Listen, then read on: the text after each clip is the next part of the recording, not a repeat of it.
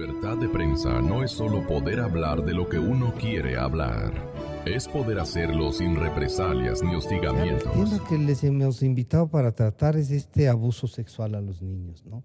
Que se presenta como un gran tema, que hay marchas por unas leyes, pero llegamos a un momento dado y yo sí les quiero preguntar, ¿por qué se llega a descubrir y como dirían, se visibiliza algo que no ha sido de ahora, por lo que estamos viendo?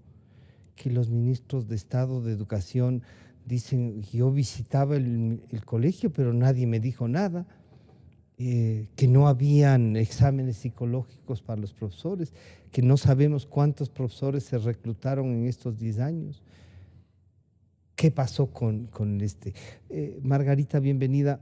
¿Cómo entendemos que esto nos esté pasando como sociedad? A ver, estamos en un momento difícil, doloroso, por muchos temas que están apareciendo. Uno de los temas más fuertes que apareció en estos meses anteriores y no dejará de aparecer mientras no hagamos algo, que es el femicidio. Cada 53 horas están matando a una mujer.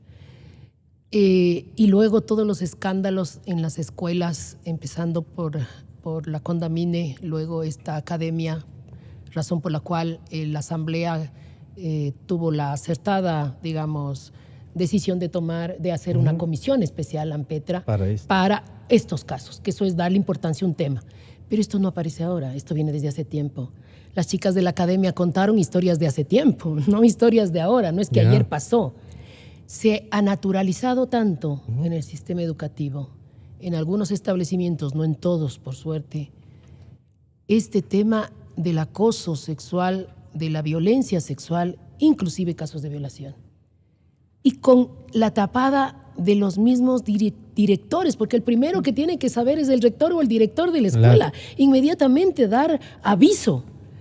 Y el sistema educativo tiene una deuda con esto. No es solamente buenos edificios, excelentes metodologías, aparatos electrónicos extraordinarios. Yo siempre decía cuando estaba en el municipio, en la época de, digamos, con esta administración y cuando iban a construir el metro, le digo, este metro va a ser utilizado por hombres y mujeres y hay que trabajar el tema social. No solamente que se traslade lo más rápido, sino qué siente esta persona, qué sufre esta persona, de dónde viene ese niño abusado sexualmente, esa mujer violentada, etcétera, etcétera. Estamos en una sociedad tan violenta que este tema de los escándalos en los colegios solamente están apareciendo los que estaban escondidos y seguirán apareciendo mientras se hace público lo que, entre comillas, creen que es privado y que los maestros, en un espíritu de cuerpo equivocado, porque no son formadores aquellos que callaron y se enteraron, porque no es que de la noche a la mañana alguien se entera, los chicos denuncian y los demás no vieron algo extraño. ¿Qué hace el inspector? ¿Qué hace el psicólogo del colegio y la escuela, de estos colegios y estas escuelas, que no se da cuenta que hay un comportamiento extraño de los chicos? Hay ciertas indisciplinas que están expresando, estoy llamando la atención, pero como hay un poder dentro del sistema educativo, porque hay que entender que existe un poder, está el rector, está el inspector, están los profesores, etcétera. Y existe machismo y adultocentrismo. Y machismo porque el tema de la violencia sexual se comete con más frecuencia con las niñas que con los niños, porque también hay niños, pero más es las niñas. Entonces, si tienes dos... son rectoras, pero claro, Margarita. rectoras, te estoy diciendo más bien en el tema de víctimas. Y resulta que este espíritu de cuerpo dice mucho de la vocación que tienen estos maestros, que tienen que ser el ejemplo. Los maestros y maestras, la rectora, ¿cómo se atreve en el colegio Aguirre? ¿Cómo se atreve a poner llave? Y la fiscal no pudo entrar. Tuvieron que meterse por un lado porque estaba dándole posibilidades a que huya uno de los es una especie responsables. De complicidad, ¿no? Complicidad. No hay derecho. Este tema es bien doloroso. Todos tenemos que ponernos la mano en el pecho. ¿Qué hemos hecho como padres de familia? Porque también los padres de familia tenemos que, y las madres de familia, darnos cuenta el comportamiento de nuestro niño. El día de ayer, anteayer, hace un mes, ¿es el mismo de ahora? Claro. Lo veo extraño, lo veo triste, lo veo escondido, con miedo. Le estoy preguntando, me dedico a dialogar un poco con él, ¿ya? Los maestros, el maestro de matemáticas, de gramática, llega, este chico está bajando de notas, algo está pasando, averigüe si es la casa, averigüe si es el colegio, están con miedo, llévele al psicólogo del colegio, claro. ¿Ya? Entonces, todos tenemos y todas responsabilidades de que los maestros y las maestras son responsables de que proteger a esos niños mientras tengan este método. No puede ser que ahora los sitios de mayor seguridad donde los padres y madres debemos estar tranquilos, ya son inseguros, sí, tanto la casa, porque el tema de violencia sexual, incesto, se da en la casa también y también se da en la escuela. O sea, nuestros niños no están protegidos. Por lo tanto, el sistema educativo, además de recuperar el sistema de protección de niños, niñas y adolescentes que el Código de la Niñez lo determinó, yo fui presidenta del Consejo de Protección de Niños, Niñas y Adolescentes durante 9 años en la época de Paco Moncayo, era un instrumento, ya le voy a decir por qué, era un instrumento poderoso porque era la instancia donde los padres, madres de familia podían ir a denunciar. Pero desgraciadamente este consejo, gracias a la brillante idea, entre comillas, del gobierno anterior, crean los consejos de igualdad, que es una estructura que solamente se paga gastos corrientes, porque si les pedimos cuenta qué han hecho, no han hecho absolutamente nada en materia de derechos, absolutamente nada. Margarita, y para saludar a Milton Luna, gracias por acompañarnos. Milton, el pacto social que ustedes tienen y con lo que han venido trabajando por la educación y todo eso, ¿habían analizado este tema que ha estado oculto, pero que es una realidad y que cada día encontramos que va a seguir? ¿Qué estará pasando en las provincias más pequeñas? ¿Qué estará pasando en la ruralidad? Milton, ¿hay a dónde adherirnos este rato para ver cómo enfrentamos una realidad lacerante como la que estamos viviendo? Bienvenido, buenos días. Gracias, Francisco, Margarita, las personas que nos escuchan. Hay varios aspectos, varias premisas que vale la pena colocarlas sobre la mesa. Uno, que la violación, la agresión sexual, el acoso, en fin, es una acción de fuerza. Yo creo que ese es de fuerza, que creo que es un hecho importante, ¿no? Que se respalda o que está encubierta y está, de alguna manera, responde a una lógica de poder. Entonces, a medida de que instancias de poder, sea del Estado o de la sociedad, operan con esta lógica, se naturaliza, se legaliza, se normaliza esas acciones y relaciones de fuerza que parten de ese poder. El asunto importante a aclarar es que los violadores, los maltratantes han existido siempre y seguramente van a seguir existiendo. El tema es… con sus desviaciones. Claro, el tema es cómo frenas eso como Estado y como sociedad y proteges precisamente a los más débiles en la relación, y en este caso que son los niños. Aquí se han levantado una cantidad de leyes, códigos, en fin, que están, como bien señalaba Margarita, en el papel. Pero lo que habría que entender es que ese poder y esas relaciones de fuerza pueden ser frenados o potenciados. A mí me parece que en los últimos años, es decir, en la última década, se potenció, se amparó esto que ya existía previamente. Y en este caso, una de las instancias de poder y una de las instancias de estas relaciones de fuerza opresivas, definitivamente es de escuela, y es de escuela tradicional, ha sido la escuela, ¿no? Es decir, forjada bajo un concepto de fábrica y de cárcel en muchos casos. Pero reitero, esto puede potenciarse y en los últimos años, de hecho, asistimos a una concentración de poder, asistimos a la cada vez más, una expresión más diáfana de un Estado autoritario, vertical, inspirado y reforzado por conceptos de corte colonial, patriarcalista, machista, agresivo, en fin. Esto que estaba en el Estado, en múltiples instancias del Estado y expresado desde las más altas alturas del poder, obviamente que fue decantando y bajando a la propia escuela, que ya es una instancia fuerte de poder. Entonces, por supuesto, lo que hemos estado viendo en la última década, por ejemplo, es un reforzamiento y una mayor expresión de la violencia. Ha crecido la violencia dentro de los establecimientos. Bueno, la violencia en general en toda la sociedad, en las calles, en los buses, en los hogares. De esto hay estudios. Claro. Y sobre todo también en las escuelas. Parte de violencia entre chicos, violencia. Sí.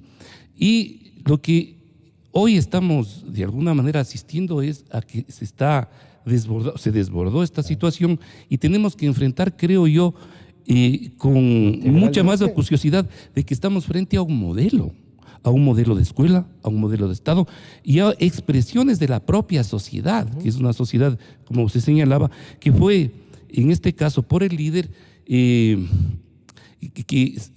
este caso, el líder explotó, recreó algo que estaba ahí. La potencializó. La potencializó. Todo este tipo de situaciones, ¿no? Entonces, a mí me parece que esto nos ayudaría y nos permitiría adentrarnos en cómo visualizar. Obviamente, dar cuenta de estos casos específicos y particulares que tienen efectivamente que ser enfrentados por la justicia, que no tiene que haber impunidad, tenemos que ser absolutamente severos también, pero también enfocar estas cuestiones de tipo estructural, que vienen del sistema, que vienen del propio concepto de escuela, de sociedad, de aprendizajes impuestos y sobre todo que nos va a permitir ir hacia el corazón para solucionar.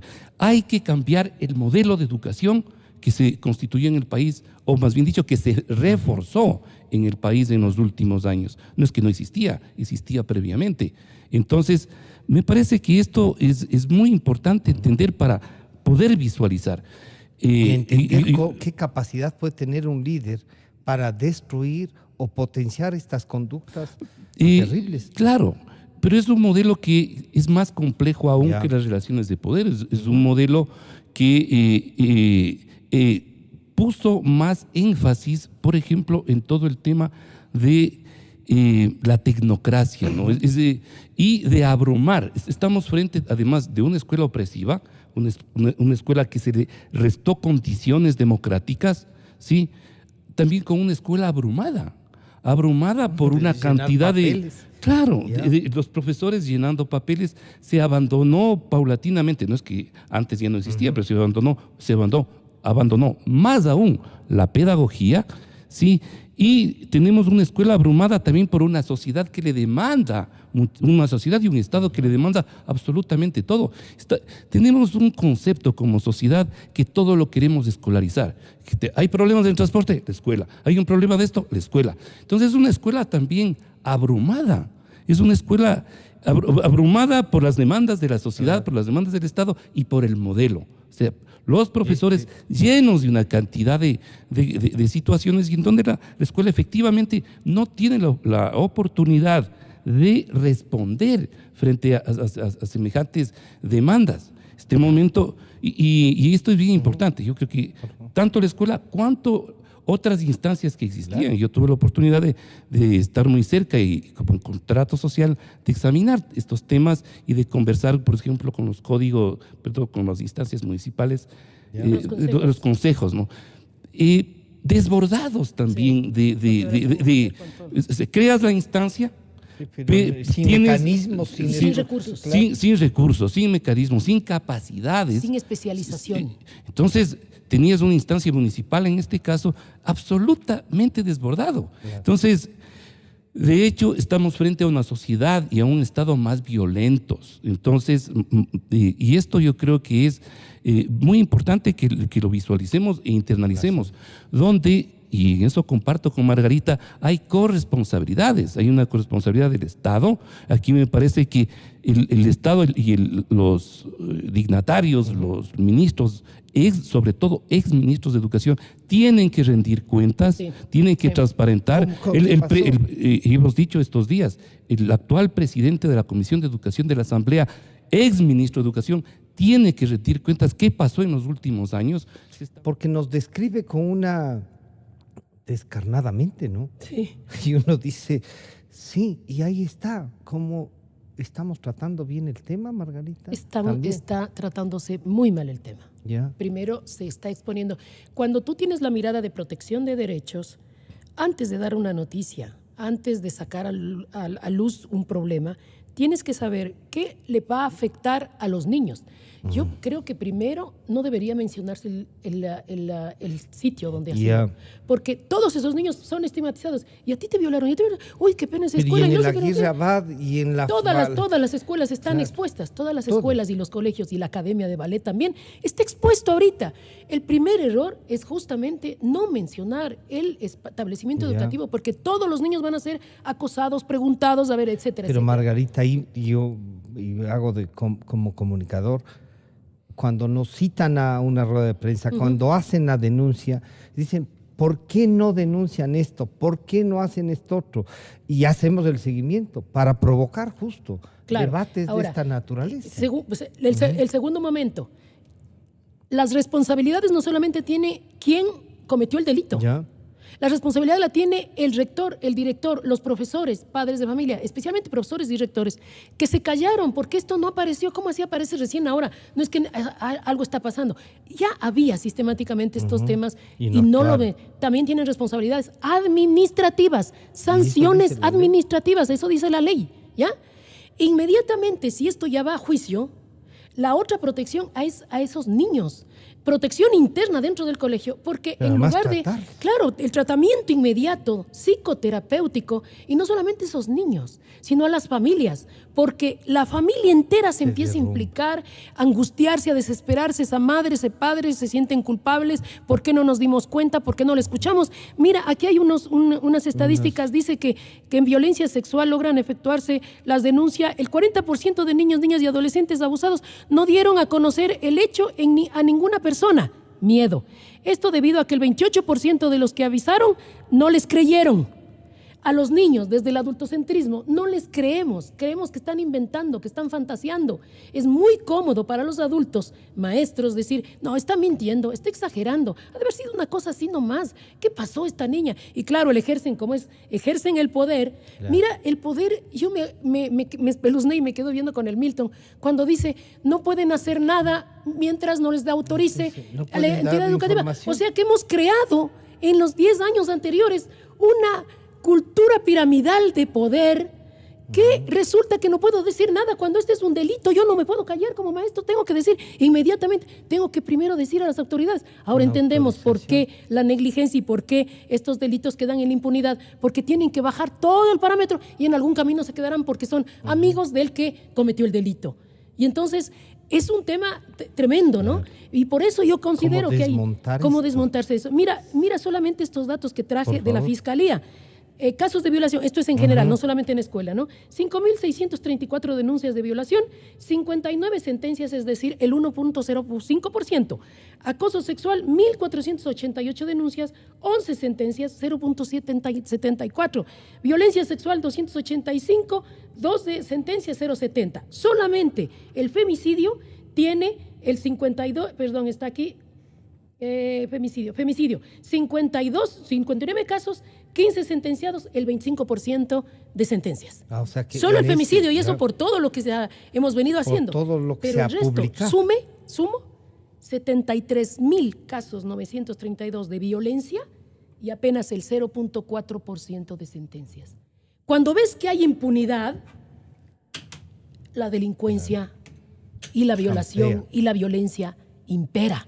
Porque el mismo sistema de justicia no está dando la respuesta adecuada, no tiene los procedimientos y los protocolos adecuados y procedimientos especiales y expeditos que debe tener para proteger. Por eso, una política pública que hay que hacer, hay que contemplar los 6 componentes que debe tener una política pública.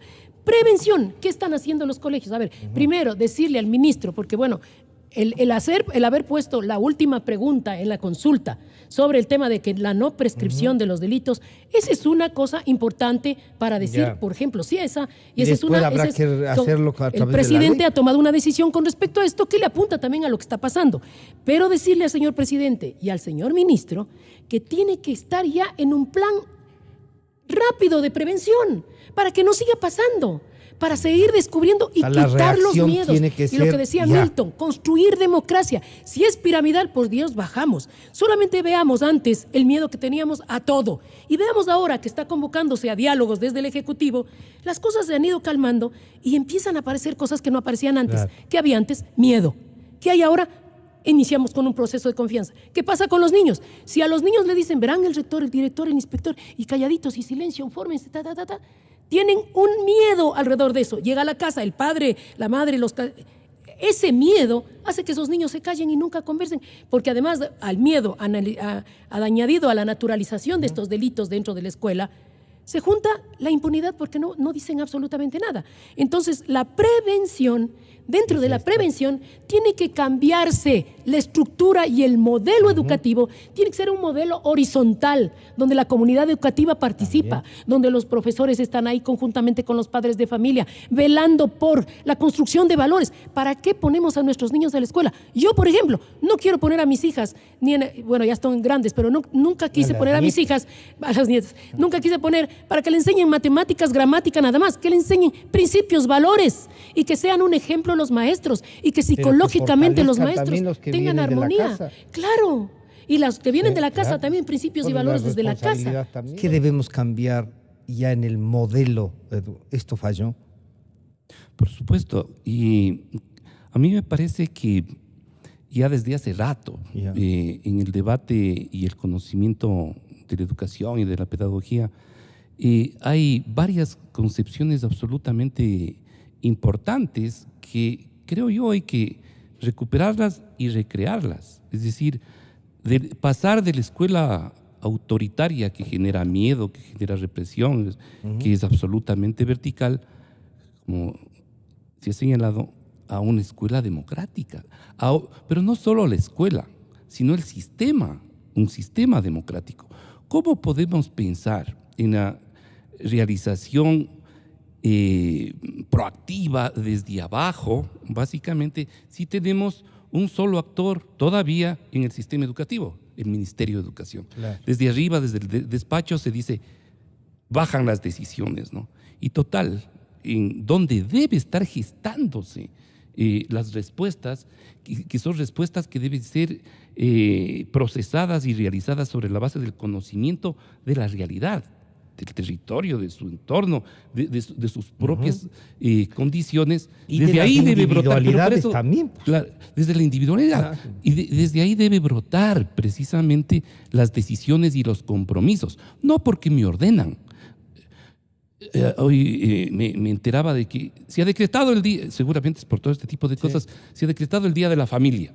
Entonces viene por decreto desde el Ministerio de Educación y todos los establecimientos el Día de la celebrar Familia. el Día de la Familia. Sí, tal vez interesante idea, pero ¿cómo preparas tú para que no se convierta en fetiche, en fórmulas de exclusión, ¿no? Y sobre todo por la diversidad de familias. Sí, pero también de espectacularidad por salir del paso, ¿no? Probablemente es buena la idea, pero ¿cómo esa buena idea, haces para que se construya, se traduzca y se realice desde abajo? Para esto es necesario la construcción de un modelo que genere autonomía. Autonomía en los establecimientos educativos. Abandonamos la descentralización. La descentralización es reparto de poderes, democracia. Y sobre todo la autonomía pedagógica es central, porque desde ahí precisamente puedes responder con un aspecto clave de la educación de calidad, que es la pertinencia. Entonces, cada cual con sus responsabilidades. Yo creo que, y esto es bien importante entender, que el tema de la corresponsabilidad es visualizar los diferentes roles que tienen las instancias, el ministerio, la comunidad, recuperar la comunidad educativa.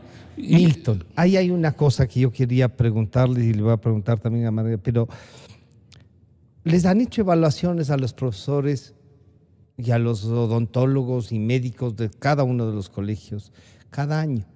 Y los rectores les califican el desempeño, todo eso, cada año. Pero no les han hecho pruebas psicológicas para el ingreso, ¿no es cierto?